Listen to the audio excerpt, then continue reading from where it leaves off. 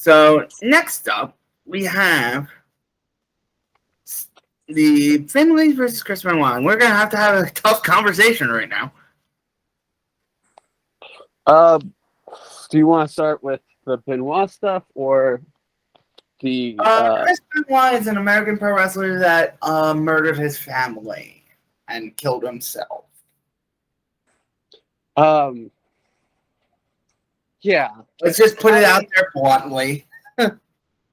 I think I don't know, like recently we just had the whole Dark Side of the Ring and but like there was some discourse like a month ago from Jordan Grace. Yes, and it was like I don't know, I don't know. It's such a touchy subject. I don't even want to touch that one. Yeah. And I don't want to touch any of it. Like, it's, like, I don't know. I saw people, like, judging, like, Jericho, Nancy's sister. I saw people talking about, like, I think it gets real ugly when... it's a lose situation talking about this guy. It's a lose situation. Anytime David Benoit gets brought up, I get real uncomfortable. People talk about him in such a weird way, like the other son. They're like, he shouldn't wrestle with that last name. It's like, dude, that was his father. Like, you gotta think, like, not only would that the events of the summer of 2007 be like, traumatic. Things weren't good in that house even before that.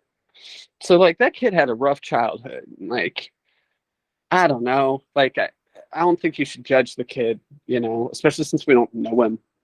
But he's not even a wrestler. You know what I mean? He's not even in the public eye. Yeah, he's just a fucking guy. Like, really, and like people. I don't know. He's not even. You know what I mean? Like in the Benoit circle. Right. I think like the weird like parasocial stuff that's going on lately with certain wrestlers in both big companies, honestly, and I mean some of the indies is kind of annoying. But at least like those are performers that are on your TV or on your stream, whatever, however you choose to watch whatever company. David Benoit is not. So like lay off him. Yeah, that's how I feel about it. I think Chris Benoit's fair game. That's how I feel about it. Because I can review a match of his and say it's objectively good or subjectively good. I've gotten better with Benoit separating the art from the artist, but not many other people separating the art from the artist. I don't know. It's tough with Benoit. It's like, I don't know. You know what I think about actually? How did Benoit not get voted out of the Observer Hall of Fame? Like, it was a very different time in 2007. The overarching argument like that I hear is like they didn't want to set a precedent. It's like, set a precedent that murderers can't be in the fucking Hall of Fame. Like, feels like a decent precedent to set for me. Like, I don't know, but yeah, it's. I don't think Halls of Fame are halls of very good people. That's. Yeah, but. I mean, yeah, there's plenty of there's plenty of terrible people in the Hall of Fame. Yeah, in the Observer Hall of Fame and the Baseball Hall of Fame and the best, tons of these. The Rock and Roll Hall of Fame, the WWE Hall of Fame is filled with them. The WWE Hall of Fame has an award named after one, but I feel like you can set the bar at murder. Like, I feel like that's the one, not using wrestler A's racism or wrestler B's history of these crimes or whatever. Not excusing those. But I'm saying we could set the bar at murder, you know? I just think at the time they didn't want to set any precedent. Yeah. Yeah. Which I think is... I think if that vote were done today, I think you'd be out. Oh, yeah. I think it would be... Benoit would be way out of there. But, yeah. And that's where that discourse comes from. Yeah. Yeah, I guess... yeah, it's a tough conversation to have because... I mean, it's a conversation that needs to be had, especially since I don't know if you and your previous host had ever reviewed a Benoit match.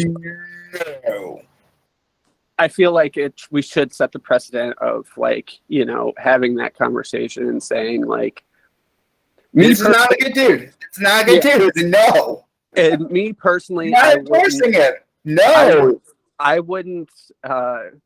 Okay, so I mean, I'm sure anyone listening or anyone that knows me or us knows, like, the precedent, like the way our podcast works is we took a list of the greatest matches ever from a project, you know, and these are other people's lists, and I think you probably participated. I have not, and so I'm in a randomizer and we review four matches per show. And Benoit, like, I wouldn't be sitting at home on a Thursday night like I was last night and just be like, damn, I want to watch a Benoit match. Like, no, neither would I. Yeah, we watched this match for this podcast. And I feel like we should set a precedent of, like, how we feel about Benoit, you know. And I feel like when I guess part of why I was saying, like, we set the bar with murder, like, that way we don't have to, you know, relitigate every bad human in wrestling, like, when we review a match, because, like, I'm sure. No, because if we have to relitigate every bad human in wrestling, we would have to do every episode, honestly. Yeah, I'm sure, you know, not everyone. I'm sure, you know, the Steiners, for instance, I guess, for example, probably aren't saints, you know, but, you know, I don't want to talk about, like, every little thing they've done. I just want to talk about how their match ruled. You know, with Benoit, there are certain matches we're going to have to make a precedent for. And Benoit is also a special case of, like, it's such a big event in wrestling history. Yes. With that, I would do the same precedent for anyone, for any major wrestler named and speaking out. Yeah.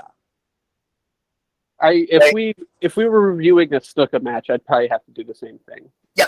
Oh yeah. Oh hell yeah.